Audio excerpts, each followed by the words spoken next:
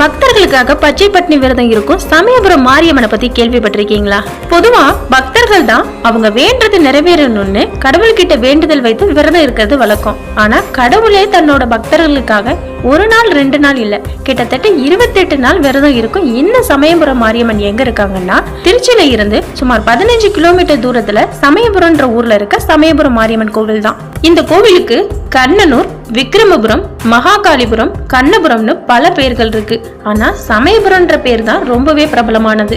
இந்த சமயபுரம் மாரியம்மன் கோவில் தமிழ்நாட்டுல இருக்க சக்தி பீட ஸ்தலங்கள்லயே தலைமை பீடமாகுமா. இந்த கோவில் பழனிக்கு அடுத்து 2வது அதிக காணிக்கை பெறும் ஸ்தலமாவும் இருக்கான். ஒவ்வொரு வருஷமும் இந்த சமயபுரம் மாரியம்மன் கோவில்ல நடக்கிற பூச்சொரிதல் விழாவும் சித்திரை தேர் விழாவும் ரொம்பவே சிறப்பு வாய்ந்ததான். அதே மாதிரி உலக நன்மைக்காகவும் இந்த அம்மனை தரிசிக்க வர பக்தர்களுக்கு நோய் நொடி இல்லாமலும் தீவினைகள் அணுகாமலும் சகல சௌபாக்கியமும் கிடைக்க ஒவ்வொரு வருஷமும் மாசி மாதம் கடைசி ஞாயிற்றுக்கிழமையில இருந்து பங்குனி மாதம் கடைசி ஞாயிறு வரைக்கும் அம்மனே பச்சை பட்னி விரதம் இருப்பது தனி சிறப்பா சொல்லப்படுது.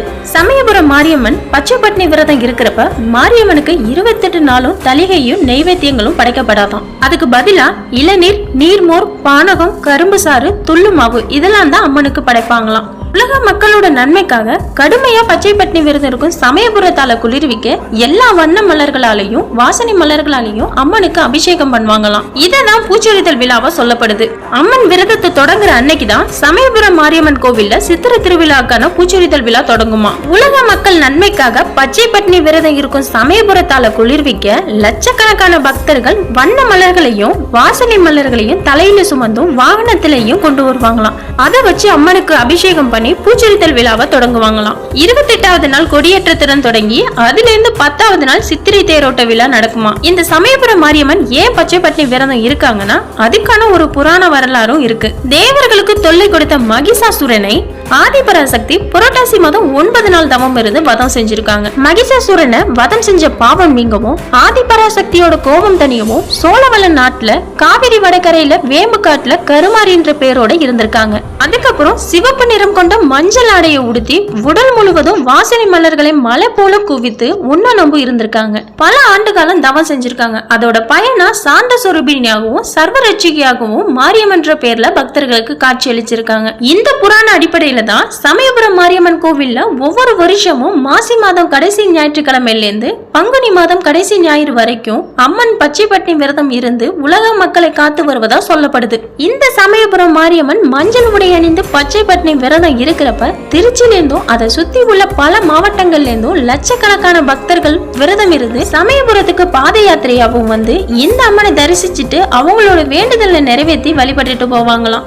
சமயபுரம் மாரியம்மனை அமாவாசை, பௌர்ணமி, அதுக்கப்புறம் கிரகண காலத்திலையும் வழிபடுவது சிறப்பா சொல்லப்படுது. இந்த அம்மனை வணங்குறதால ராககேது தோஷங்களும் நிவர்த்தி ஆகுமா. 12 ராசிகளோட அதிபதியா இந்த அம்மன் இருப்பதால அது தொடர்பான எல்லா தோஷங்களையும் தீர்ப்பதா சொல்லப்படுது. இந்த சமயபுரம் மாரியம்மனோட சுயம்பு திருமேனியில நவகிரக ஆதிக்கத்தை உள்ளடக்கி நவகிரகங்களை நவசர்பங்களாக கொண்டு காட்சியளிக்கும் இந்த அம்மனை வணங்குறதால நவகிரக தோஷங்களும் நீங்குங்கிறது ஐதீகமா. சமயபுரம் மாரியம்மனுக்கு கண்ணபுரத்தால் 1000 கண்ணுடையாள்னு சிறப்பு பெயர்களும் இருக்கு. அதுக்கு ஒரு காரணமும் இருக்கு. அது என்னன்னா, ஒரு சமயம் தட்சன் யாகத்துக்கு போன தாட்சியாயினை தூக்கி சிவபெருமான் ருத்ரதாண்டவம் ஆடினப்ப அம்மனோட திருக்கண் இப்பகுதியில விழுந்ததால இந்த கோவிலுக்கு கண்ணனூர்னு பேர் வந்ததாம். ரொம்ப பழமையான உற்சவ அம்மனோட திருமேனில 1000 திருக்கண்கள் இன்னமும் இருக்கான். அதனாலதான் 1000 கண்ணுடையாள்னு சமயபுரம் அம்மனை போற்றப்படுதான். சமயபுரம் மாரியம்மனோட ஸ்தல வரலாறு என்னன்னா, சோழ மன்னன் அவரோட சகோதரிய கங்க தேசத்து மன்னனுக்கு திருமணம் செஞ்சு வச்சாராம். அப்போ அவங்களுக்கு சீதனமா ஒரு கோட்டையையும் ஒரு நகரத்தையும் கொடுத்தாராம். அந்த நகரம் கண்ணனூர்னு அழைக்கப்பட்டதான். காலப்போக்குல பாண்டிய மன்னர்கள் படையெடுத்து அந்த கோட்டையையும் நகரத்தையும் அழிச்சிட்டாங்களாம். இந்த கண்ணனூர் நகரமே அழிந்து பொட்டல் காடா மாறிடுச்சான். அதுக்கப்புறம் அந்த பொட்டல் காடு வெளியில வேப்ப மரம் எல்லாம் வளர்ந்து அது வேம்பு காடா ஆயிடுச்சான். இந்த காலகட்டத்துல ஸ்ரீரங்கத்துல வைஷ்ணவின்ற பேர்ல அம்பாள் கோயில் கொண்டிருந்தாலாம். கோரை பற்களோடையும் செக்க சிவந்த கண்களோட உக்கிரமா இருந்தாங்களாம். அம்பாளோட உக்கிரம் தாங்க முடியாம அப்போ இருந்த ஜூவேல் சுவாமிகள் வைஷ்ணவி அம்மனை வேறொரு இடத்துக்கு பிரதிஷ்டை செய்ய ஏற்பாடு செஞ்சாராம். அதுபடி வைஷ்ணவி அம்மனோட திருச்சிலைய பல்லக்குல வச்சு சுமந்துட்டு வடக்கு நோக்கி போயிருக்காங்க. வழியில கண்ணனூர் அரண்மனை இருந்த மேட்டு பகுதிக்கு போய் ஒரு இடத்துல ஓய்வு எடுத்திருக்காங்க. ஓய்வு எடுத்ததுக்கு அப்புறம் பல்லக்கு தூக்க முயற்சி செஞ்சிருக்காங்க. பல்லக்க தூக்க முடியல. அதுக்கப்புறம் அம்மனை அங்கேயே விட்டுட்டு போயிட்டாங்களாம். அப்போ காட்டு வழியா போன வழிபோக்கர்கள் சிலர் அந்த சிலையை பார்த்து ஆச்சரியப்பட்டு அக்கம் பக்கம் இருந்த கிராம மக்களை அழைத்து வந்து அந்த சிலைக்கு ஓலக்கொட்டகை அமைத்து கண்ணனூர் மாரியம்மன் அழைத்து வணங்கி வந்திருக்காங்க. வைஷ்ணவின்னு அழைக்கப்பட்ட அம்மன் அதுக்கப்புறம் கண்ணனூர் அம்மன், கண்ணனூர் மாரியம்மன் சொல்லி கடைசியா சமயபுரம் மாரியம்மன் அழைக்கப்பட்டதாம். கண்ணனூர் அம்மனா இருந்தப்ப தென்னகத்து மேல விஜயநகர மன்னன் போர் எடுத்தாராம். அப்போ அவரோட படைகளோட கண்ணனூர் வேப்பங்காட்டுல தங்குனப்ப இந்த அம்மனை பார்த்திருக்காரு. அதுக்கப்புறம் அம்மன் கிட்ட வேண்டிக்கிட்டாராம், போர்ல வெற்றி பெற்ற உனக்கு கோவிலே கட்டுறேன்னு.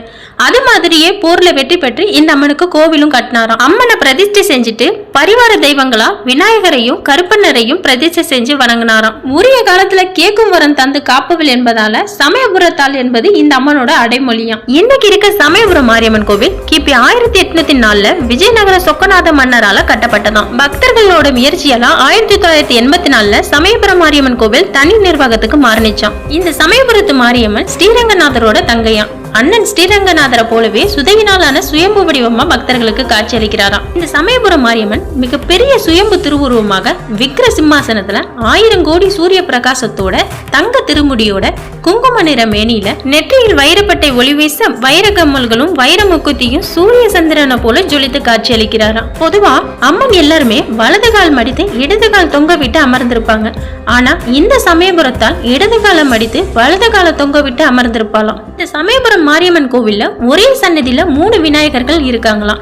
அம்மனோட உக்கிரத்தை தணிக்க காஞ்சி பெரியவரோட ஆலோசனைப்படி இந்த கோவிலோட வலதுபுறத்துல ஞான சக்தி, இச்சா சக்தி, கிரியா சக்தின்ற 3 வடிவம் கொண்ட விநாயகரை பிரதிஷ்டை செஞ்சிருக்காங்களாம். இந்த பிரதிஷ்டைக்கு அப்புறம் அம்மனோட மூல விக்கிரகத்துல இருக்க கோரப்பற்களை அகற்றி சாந்த சொரூபிணியாக மாற்றி 1970 கும்பாபிஷேகம் செஞ்சிருக்காங்க.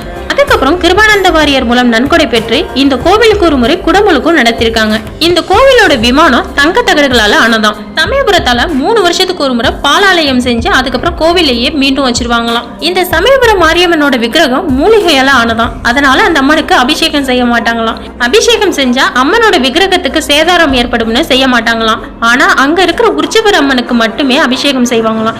இந்த அம்மனோட கருவறைக்கு பின்னாடி அம்மனோட பாதங்கள் இருப்பதா சொல்லப்படுது. சமயபுரத்தால் இருக்கிற கருவறை சுத்தி எப்பவுமே ஈரப்பதமா வச்சிருப்பாங்களாம். ஏன்னா அம்மன் குளிர்ச்சியா இருக்கணுங்கிறதுக்காக இந்த ஏற்பாடு செஞ்சிருக்காங்களாம். பெருமாள் கிட்டையும் ஈஸ்வரர் கிட்டையும் சீர்வரிசை பெறும் அம்மன் இந்த சமயபுரத்தால் மட்டும்தானா. கொள்ளிடம் ஆறுதான் அண்ணன் ஸ்ரீரங்கநாதரையும் தங்கை சமயபுரத்தாலையும் பிரிக்குதான். இந்த சமயபுரத்தால் கொள்ளிடக்கரையோட தென்பகுதியில நீராட வரப்ப ஸ்ரீரங்க பெருமாள் கோவில்ல இருந்து பட்டுப்புடவைகள், மாலைகள், தலிகைன்னு இந்த அம்மனுக்கு சீராக அனுப்பி வைப்பது வழக்கமா. இதை தீர்த்தவாதி விழான்னு சொல்வாங்களாம். திருவானைக்காவலில் அருள் புரியும் ஜம்புகேஸ்வரர் இந்த அம்பாளுக்கு சித்திரை திருவிழா அப்போ 10ஆம் நாள்ல சீர்வரிசை அனுப்பி வைப்பதும் வழக்கமா. இந்த அம்பாளுக்கு உயிர் பலி எதுவும் கிடையாதான். மாவிளக்கும் எலுமிச்சம்பழ மாலையும் தான் அம்பாளுக்கு விருப்பமானதான். இந்த சமயபுரத்து மாரியம்மன் கோவிலோட பிரார்த்தனைகள் என்னன்னா, பக்தர்களோட குறைய காகிதத்துல எழுதி ஸ்தல விருட்சமான வேப்ப மரத்துல கட்டி வேண்டுனா உடனே குறைகள் தீரும்ன்றது நம்பிக்கையா. இந்த சமயபுரம் மாரியம்மன் கோவில்ல கரும்பு தூளி எடுத்தல் என்ற விசேஷ பிரார்த்தனை ரொம்பவே பிரசித்தி பெற்றதாம். இந்த பிரார்த்தனைய குழந்தை இல்லாதவங்க செய்யறதாம். இந்த சமயபுரத்தாலோட அருளால கருவுற்று சீமந்தம் முடிஞ்ச அப்புறம் சீமந்த புடவையையும் வேஷ்டியையும் எடுத்து வச்சிருப்பாங்களாம். குழந்தை பிறந்த 6வது மாதத்துல இந்த பிரார்த்தனையை நிறைவேற்றுவாங்களாம். இந்த பிரார்த்தனையை செய்யறப்ப சீமந்தம் முடிஞ்சு பத்திரமா எடுத்து வச்ச புடவை வேஷ்டிய மஞ்சள் தண்ணியில நனைஞ்சு கரும்பு தொட்டி தயார் பண்ணி குழந்தைய அதுல போட்டு அந்த தொட்டியை பிடிச்ச மாதிரி குழந்தையோட தந்தை முன்னாடி போய் குழந்தையோட தாய் பின்னாடி தொடர்ந்து 3 முறை பிரகாரத்தை வலம் வந்து இந்த பிரார்த்தனையை பண்ணுவாங்களாம். பிரார்த்தனை முடிஞ்ச அப்புறம் துணியை பூசாரி எடுத்துக்கிட்டு கரும்பை பக்தர்களுக்கு கொடுத்துருவாங்களாம். மாங்கல்ய பலத்துக்காக சுமங்கலி பெண்கள் தாம்பூலம், வளையல், மஞ்சள், கண்ணாடி இதெல்லாம் தானமா கொடுத்தா அம்பாலே அதை வாங்கிட்டு ஆசீர்வதிப்பதா ஐதீகமா. அம்மை நோய் வந்தவங்க தனியா தங்கி குணம் பெற இங்க தனி மண்டபமும் ஒண்ணு இருக்கு. அவங்களுக்கு அங்க தினமும் அம்பாலோட அபிஷேக தீர்த்தத்தை பிரசாதமா கொடுப்பாங்களாம். இந்த சமயபுரத்தால சிவரூபமா கருதப்படுறதால இந்த கோவில்ல விபூதி விசேஷ பிரசாதமா கொடுக்கப்படுமா. உலகை ஆள்பவள் மாரியம்மன் என்றாலும் கண்ணபுரத்தோட காவல் எல்லை தெய்வமா செல்லாண்டி அம்மன் தான் இருக்காங்களாம். அதனால இந்த அம்மனுக்கு முதல் பூஜை செஞ்ச அப்புறம் தான் சமயபுரத்தாளுக்கு பூஜை செய்வாங்களாம். ஆதி மாரியம்மனை வணங்கினதுக்கு அப்புறம் தான் சமயபுரம் மாரியம்மனை தரிசிப்பது இந்த மக்களோட வழக்கமா. இந்த சமயபுரத்தால் கோவிலோட முன் மண்டபத்துல படுத்து தூங்குறவங்களுக்கு அர்த்த ஜாமத்தில் அம்பாலோட கொலுசு சத்தம் கேட்கிற அதிசயம் இன்னைக்கு வரைக்கும் நடக்குதான்.